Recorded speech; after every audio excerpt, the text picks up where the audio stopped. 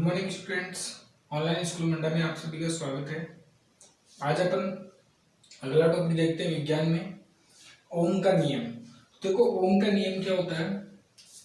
ओम का नियम होता है कि ओम के नियम का प्रतिपादन जर्मनी के एक वैज्ञानिक थे। जर्मनी के वैज्ञानिक थे जिनका नाम था डॉक्टर जॉन साइन ओम। उनके नाम पर इस नियम को क्या रखा, इसका नाम क्या रखा, ओम रखा। ये 1826 में इन्होंने चालक तार के सिरों पर विभवांतर तथा उसमें प्रवाहित धारा के मध्य चालक तार के सिरों पर विभवांतर, चालक तार होता है इसमें करंट प्रवाहित होता है, उसके सिरों पर विभवांतर तथा उसमें प्रवाहित विद्युत धारा के मध्य संबंध को एक नियम के द्वारा प्रदर्शित किया कि विद्युत उसमें प्रवाहित है, उस चालक तार के अंदर जो धारा बहती है उस धारा के मध्य एक संबंध स्थापित किया। उस धारा और विभवांतर के मध्य एक संबंध स्थापित किया। उन्होंने बताया कि ऐसा होता है, ऐसा करने से इस नियम के अनुसार, जिसे अपन क्या कहते हैं, ओम का नियम कहते हैं। देखो ओम के नियम के अनुसार किसी चालक तार की भौतिक अवस्थाएं, कोई भी चालक तार ले लो, तांबा का ले लो, सोना, एल्यूमिनियम, किसका भी, उस चालक तार में दाब, ताप, लंबाई और क्षेत्रफल आदि स्थिर रहने पर उसके सिरों के मध्य उत्पन्न विभवांतर प्रवाहित धारा के समानुपाती होता है। मतलब एक चालक तार है, मान लो ये चालक तार है, इसमें दाब, ताप, इस चालक तार का दाब, ताप, लंबाई और क्षेत्रफल अगर स्थिर है तो उसमें उत्पन्न विभवांतर धारा के समानुपाती होता है। उत्पन्न विभवांतर धारा के समानुपाती होता है। ये डेरिवेशन से समझते हैं अपन। तो देखो ये V है, ये V किसके, I की क्या है, समानुपाती है। समानुपाती का मतलब ये होता है कि अगर विभवांतर बढ़ेगा तो धारा का मान भी क्या होगा, बढ़ेगा। अगर धारा बढ़ रही है तो विभवांतर भी क्या होगा, बढ़ेगा। समानुपाती का मतलब ये होता है कि धारा बढ़ेगी तो विभवांतर बढ़ेगा।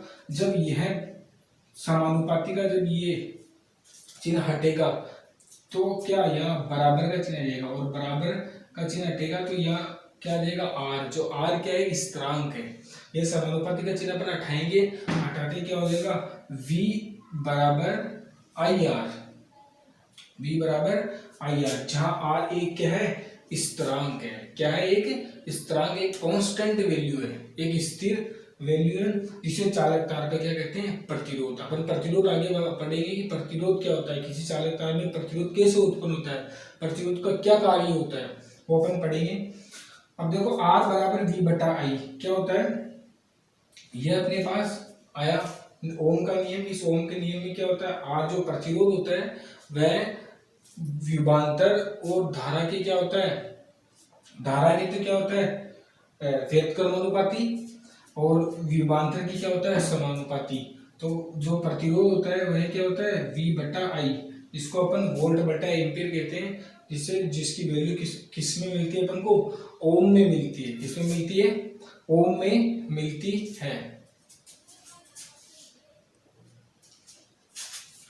तो जो ये वैल्यू मिलती है अपन को ओम में मिलती है। अब देखो अब पढ़ेंगे एक ओम क्या होता है। एक ओम क्या होता है, तो देखो इकाई ओम क्या होता है कि जब किसी चालक तार में, कोई भी चालक तार लिया जिसमें विद्युत धारा प्रवाहित होती है, 1 एम्पीयर की धारा प्रवाहित करने पर उस चालक तार के अंदर अपन ने 1 एम्पीयर की धारा प्रवाहित की, 1 एम्पीयर की करंट उसमें दिया, ठीक है। उसके सिरों के मध्य 1 वोल्ट का विभवांतर उत्पन्न होया है। इसके सिरों के मध्य 1 वोल्ट का विभवांतर अपने पढ़ लिया था पहले। तो विभवांतर उत्पन्न होता है तो उस चालक तार पर प्रतिरोध 1 ओम होगा। तो इस चालक तार का जो प्रतिरोध होगा वो क्या होगा, 1 ओम के बराबर होगा। कहने का मतलब ये कि जब किसी चालक तार में 1 एम्पीयर की धारा प्रवाहित की जाती है तो इसके सिरों पर उत्पन्न विभवांतर होता है वह चालक तार का प्रतिरोध है। उत्पन्न होता है तो उस चालक तार का प्रतिरोध 1 ओम कहलाता है। उस चालक तार का प्रतिरोध क्या कहलाता है? 1 ओम कहलाता है। तो ये था अपने ओम का नियम। अब देखो ओम के नियम में परिपथ के द्वारा अपन समझते हैं। परिपथ के द्वारा कैसे होता है? देखो ओम के नियम का परिपथ चित्र क्या होता है? इसमें क्या होते हैं, कुछ इकाइयां दे रखी है, कुछ अपन के ऐसे जो दे रखे हैं। देखो ये होता है इसमें RH, ये तो ये होती है कुंजी, ये बैटरी होती है, ये एमीटर होता है, ये वोल्टमीटर होता है, ये प्रतिरोध होता है। ठीक है, ये परिपथ चित्र है। कहने का मतलब यहां से बैटरी से जैसे ही अपन, ये कुंजी है, इस कुंजी से अपन इस कुंजी को जोड़ेंगे तो जोड़ते ही क्या होगा? धारा प्रवाहित होगी। धारा प्रवाहित होगी और धारा इधर से आएगी। धारा का प्रवाह होगा। ये एमीटर है, ठीक है, एमीटर में से धारा निकलेगी, फिर इधर से जाएगी वोल्टमीटर में से, जो वोल्टमीटर जो क्या है समांतर श्रेणी में है। किसमें? समांतर श्रेणी में। और ये एमीटर क्या है? समांतर क्रम में लगा हुआ है और ये श्रेणी क्रम में लगा हुआ है। और ये क्या है? RH, ये R क्या है? प्रतिरोध है। अब धारा से प्रवाहित होगी और कहाँ जाएगी? यहाँ चली जाएगी। तो ये क्या है? ओम के नियम का अपन जो परिपथ चित्र है उसके द्वारा भी समझ सकते हैं। तो देखो RH क्या होता है इसमें? ये RH होता है धारा नियंत्रक। क्या होता है? धारा नियंत्रक। ये क्या होता है? कुंजी। R होता है प्रतिरोध, V होता है वोल्टमीटर, ये होता है एमीटर, और V क्या होती है? बैटरी। ये सारे मैंने लिख रखे। तो ओम का नियम है। अब क्या ओम के नियम का एक ग्राफ भी है। धारा और विभवांतर के मध्य एक ग्राफ भी है। वो ग्राफ भी है धारा और विभवांतर के बीच ग्राफ। धारा और विभवांतर के मध्य जो ग्राफ दे रखा है उसमें क्या है कि ये क्या है? ये रेखा अपन धारा को दर्शाती है। क्या दर्शाती है? धारा को। और ये वाली रेखा विभवांतर को दर्शाती है। इस ग्राफ को अगर अपन समझते हैं तो क्या होता है कि जैसे जैसे विभवांतर बढ़ेगा, जैसे जैसे धारा का मान बढ़ेगा, मान लो यहाँ पे 1 पे धारा इतनी है, तो धारा क्या होती है? विभवांतर अपन ने अभी देखा था किसके? धारा की क्या होता है? समानुपाती होता है। तो समानुपाती का मतलब ये हुआ, जैसे धारा मान लो 1 एम्पियर है, 1 एम्पियर की अगर धारा है तो विभवांतर भी क्या होगा? 1 हो जाएगा। ठीक है, अगर 2 एम्पियर की धारा है तो विभवांतर भी कितना होगा? 2 वोल्ट। ऐसे ही अपन ऐसे चलेंगे तो ये ग्राफ ऐसे बढ़ेगा, तो मतलब समानुपाती रहेंगे। मतलब कि इस ग्राफ से ये समझ पाते हैं अपन कि विभवांतर क्या होता है? धारा के समानुपाती। कहने का मतलब अगर विभवांतर बढ़ेगा तो धारा का मान भी बढ़ेगा। ठीक है, तो जो अपन ने वो डायग्राम देखा था परिपथ चित्र, उसमें क्या होता है? देखो उसमें उपरोक्त परिपथ चित्र सभी इकाइयों को श्रेणी क्रम में जोड़ते हैं। जो अपन ने जोड़ा था ना, बैटरी, कुंजी और जो वो क्या होता है? एक श्रेणी क्रम में जोड़ते हैं। तथा चालक तार जो PQ था वहाँ वोल्टमीटर था, उस वोल्टमीटर को अपन समांतर क्रम में जोड़ते हैं। तो ये अपना था ओम का नियम। अब इसके बाद अपन पढ़ेंगे प्रतिरोध। प्रतिरोध क्या होता है? तो देखो प्रतिरोध क्या, अब देखते हैं अपन प्रतिरोध। तो देखो प्रतिरोध क्या होता है? एक प्रतिरोध को अगर अपन दैनिक जीवन में देखें तो अपन देखते हैं कि किसी रोड पे चल रहे हैं, तो रोड पे चलते हैं तो रोड पे क्या होता है? अगर गाड़ी एकदम स्पीड से चल रही है तो उसके एकदम से क्या हो जाता है? बीच में एक ब्रेकर आता है। तो ब्रेकर क्या होता है? उस गाड़ी के लिए प्रतिरोध का कार्य करता है। मतलब कि उसकी गति में क्या क्या करता है? परिवर्तन करता है, उसकी गति को कम करता है। तो वो क्या होता है? प्रतिरोध। तो प्रतिरोध चालक तार में भी ऐसे होता है। तो अपन यहाँ चालक तार में देखते तो चालक तार में प्रतिरोध क्या होता है कि धारा बह रही है और धारा बहने के चलते चलते बहुत तेज गति से बह रही है और उसके बीच में कोई ऐसी स्थिति आ जाए कि जहाँ पे उसका धारा का मान क्या हो जाए? कम हो जाए उसके बाद में। तो देखो वो होता है प्रतिरोध। तो देखो चालक में आवेश प्रवाह में चालक तार, मतलब चालक तार है। चालक तार में आवेश प्रवाह है। जब आवेश चल रहा है, ये चालक तार है, इसमें आवेश प्रवाह हो रहा है में उत्पन्न बाधा मतलब यहाँ से धारा जा रही है, ठीक है, और जाते जाते बीच में क्या हो गया? यहाँ पे क्या आ गया? एक ब्रेकर आ गया। अब जैसे ये धारा जाएगी तो इधर से जाएगी तो इसका वेग क्या हो जाएगा? कम हो जाएगा, ये धारा धीरे बहने लग जाएगी।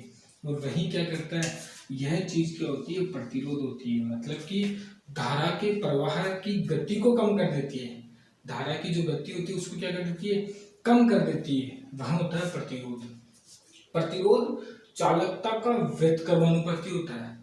चालकता का क्या होता है, व्युत्क्रमानुपाती होता है। कैसे कि मान लो कोई गाड़ी बह रही है, हाँ कोई गाड़ी चल रही है, तो उसका व्युत्क्रमानुपाती होता है। कैसे कि अगर गाड़ी स्पीड से चल रही है तो प्रतिरोध अति क्या हो जाएगा, गाड़ी की स्पीड कम हो जाएगी। प्रतिरोध नहीं आएगा तो गाड़ी की स्पीड क्या रहेगी, बराबर रहेगी। अतः यदि किसी चालक तार का प्रतिरोध कम है, किसी चालक तार का प्रतिरोध कम है, तो प्रतिरोध कम है तो जाहिर सी बात है कि चालकता अधिक होगी। अरे मान लो रोड पे गाड़ी जा रही है, रोड पे गाड़ी जा रही है, तो अगर वो स्पीड से जा रही है, छोटा सा ब्रेकर है, ब्रेकर एकदम छोटा ब्रेकर है, और गाड़ी ने मतलब ड्राइवर ने देखा नहीं, उसको ऊपर से उतनी स्पीड से निकाल लिया, तो मतलब कि उसकी चालकता क्या होगी, अधिक होगी। मतलब वो उसी वेग से चलेगी गाड़ी, गाड़ी रुकेगी नहीं। तो यदि किसी चालक का प्रतिरोध कम होता है, प्रतिरोध कम होता है मतलब ब्रेकर छोटा है, तो ब्रेकर छोटा है तो गाड़ी क्या होगी, उतने ही वेग से निकल जाएगी। तो यही वो है कि चालक तार में अगर प्रतिरोध कम है तो धारा उतने ही वेग से आगे निकल जाएगी। प्रतिरोध की निर्भरता देखो, प्रतिरोध किस किस पे निर्भर करता है। किसी चालक का प्रतिरोध निम्न कारकों पर निर्भर करता है। पहला कारक ये होता है कि किसी चालक का प्रतिरोध उस चालक की लंबाई के समानुपाती होता है। कैसे, कोई चालक तार है, ठीक है, अगर देखो किसी चालक का प्रतिरोध उसके लंबाई के, मतलब कि अगर प्रतिरोध ज्यादा हो रहा है और चालक तार की लंबाई ज्यादा है तो उसकी क्या होगी, समानुपाती होगी। अगर प्रतिरोध ज्यादा है तो चालक तार की लंबाई भी क्या होगी, ज्यादा होगी। दोनों क्या होगी, एक दूसरे के समानुपाती होंगे। दोनों का मान, चालक तार जितना बड़ा है प्रतिरोध उतना ही उसमें आएगा। मतलब जितना बड़ा, एक तो मान लो चालक तार ये है और एक चालक तार ये है, तो दोनों में प्रतिरोध क्या होगा, लंबाई के अनुसार बराबर होगा, क्योंकि इसकी लंबाई है तो उतना ही उसका प्रतिरोध होगा, और इसकी लंबाई है जितना चालक तार बड़ा होगा उसकी प्रतिरोधकता उतनी ही ज्यादा होती जाएगी। तो कहने का मतलब ये हुआ, जितना बड़ा चालक तार है प्रतिरोध उतना ही अधिक होगा। दूसरी बात है, किसी चालक का प्रतिरोध उसके अनुप्रस्थ काट के क्षेत्रफल के व्युत्क्रमानुपाती होता है। अनुप्रस्थ काट मतलब, कहने का मतलब ये हुआ, अनुप्रस्थ काट का मतलब ये हुआ कि ये कोई तार है, तो ये तार का जो ये वाला मुंह होता है, इसको अपन गोल होता है, इसको मान लेते हैं अपन क्या, अनुप्रस्थ काट के क्षेत्रफल, कटा हुआ भाग, ये इसका क्या है, क्षेत्रफल के व्युत्क्रमानुपाती होता है क्या, प्रतिरोध। प्रतिरोध क्या होता है, इसको अपन ए मान लिया, ये क्या, अनुप्रस्थ काट का क्षेत्रफल क्या है, ए है, तो ए क्या है, आर के व्युत्क्रमानुपाती है। कहने का मतलब क्षेत्रफल बढ़ेगा तो प्रतिरोध क्या होगा, घटेगा। मतलब क्षेत्रफल बढ़ेगा तो प्रतिरोध क्या होगा, घटेगा, और अगर प्रतिरोध बढ़ेगा तो क्षेत्रफल क्या होगा, घटेगा। व्युत्क्रमानुपाती का मतलब, कहने का मतलब ये हुआ कि दोनों एक दूसरे के क्या होते हैं, विपरीत होते हैं। एक बढ़ता है तो एक घटता है, एक घटता है तो एक बढ़ता है। तो देखो अपने पास इन कारकों के अनुसार दो समीकरण मिले, ये पहला समीकरण, ये दूसरा समीकरण। तो देखो समीकरण 1 व 2 से, दोनों में देखो प्रतिरोध है किसके समानुपाती है, L गुना 1/A, जिसको अपन लिख सकते हैं R समानुपाती L/A, लिख सकते हैं आराम से। अब जब यह समानुपाती का चिन्ह हटेगा, यह हटेगा, तो यहाँ क्या आएगा, एक स्थिरांक आएगा, एक स्थिरांक आएगा जिसको R बराबर क्या बोल देंगे, KL/A। ये K क्या है, ये K एक स्थिरांक है जिसे चालकता का विशिष्ट प्रतिरोध कहते हैं। क्या कहते हैं, विशिष्ट प्रतिरोध, जिसको अपन आगे पढ़ेंगे कि विशिष्ट प्रतिरोध भी क्या होता है। प्रतिरोध और विशिष्ट प्रतिरोध दोनों में अंतर है। विशिष्ट प्रतिरोध दूसरा होता है और प्रतिरोध अलग चीज होती है। तो जब ये समानुपाती का चिन्ह हटेगा, ये यहाँ से ये साइन हटेगा समानुपाती का, तो क्या क्या मिलेगा अपन को, K मिलेगा, और ये K क्या है, विशिष्ट प्रतिरोध है। तो अगर अपन विशिष्ट प्रतिरोध का यहाँ से मान निकालते हैं तो के को उधर ही रखते हैं और जो ये वाली दोनों राशियां इनको इधर लेके रहते हैं, तो ये इधर आएगी तो आर ए बटा एल, ये अपन को क्या मिल गया, विशिष्ट प्रतिरोध का क्या मिल गया, फॉर्मूला मिल गया। अगर अपन को विशिष्ट प्रतिरोध निकालना है तो उस चालक तार के अंदर प्रतिरोध, उसका क्षेत्रफल और लंबाई, इन तीन राशियों का अगर अपने पास मान है तो अपन विशिष्ट प्रतिरोध निकाल सकते हैं। अब अपन देखते हैं आगे विशिष्ट प्रतिरोध क्या है। विशिष्ट प्रतिरोध या प्रतिरोधकता क्या होती है। विशिष्ट प्रतिरोध और प्रतिरोधकता ये होती है कि किसी चालक तार की लंबाई व अनुप्रस्थ काट का क्षेत्रफल एक इकाई है। क्या है कि अपन ने मान लिया कि कोई चालक तार है, उसकी जो लंबाई है अपन एक मान ली, 1 मीटर मान ली, अपन क्या मान ली, 1 मीटर मान ली, और अनुप्रस्थ काट का क्षेत्रफल क्या मान लिया, 1 मीटर स्क्वायर मान लिया, मतलब एक इकाई मान ली। अर्थात अपन मान सकते हैं, अर्थात अपन ने L मान लिया 1 मीटर और A मान लिया 1 मीटर स्क्वायर, ये मान लिया। तो अब अपन जो अपन ने भी वो फॉर्मूला निकाला था प्रतिरोधकता का, प्रतिरोधकता है विशिष्ट प्रतिरोध दोनों एक ही होते हैं, जो क्या होता है आर ए बटा एल, आर ए बटा एल, ये क्या होता है अपन ने प्रतिरोधकता का फॉर्मूला होता है, प्रतिरोधकता या विशिष्ट प्रतिरोध का फॉर्मूला होता है। इसमें अगर अपन एल का मान 1 मान ले और ए का मान 1 मान ले तो के बराबर आर इंटू 1/1 कट गया, तो अपन को क्या मिला, के बराबर आर, जो क्या है विशिष्ट प्रतिरोध या प्रतिरोधकता प्रतिरोध की क्या होती है, बराबर होती है, प्रतिरोध की क्या होती है, बराबर होती है।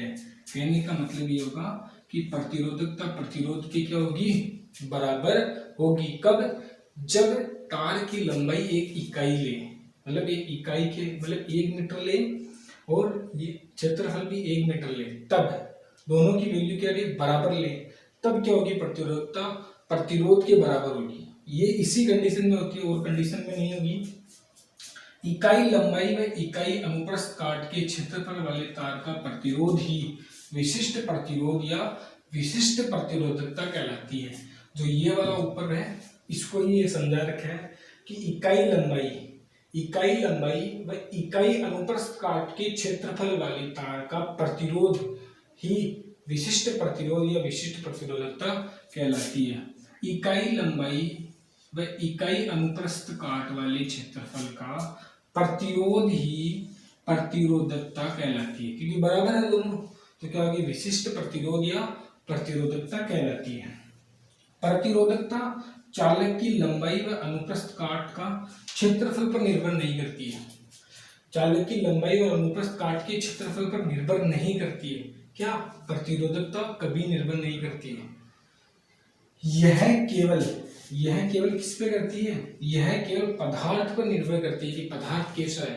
पदार्थ तांबे का है चालक तार, सोने का है या चांदी का है, उस पर निर्भर करती है। विशिष्ट प्रतिरोध या प्रतिरोधकता का मात्रक क्या होता है, ओम इंटू मीटर।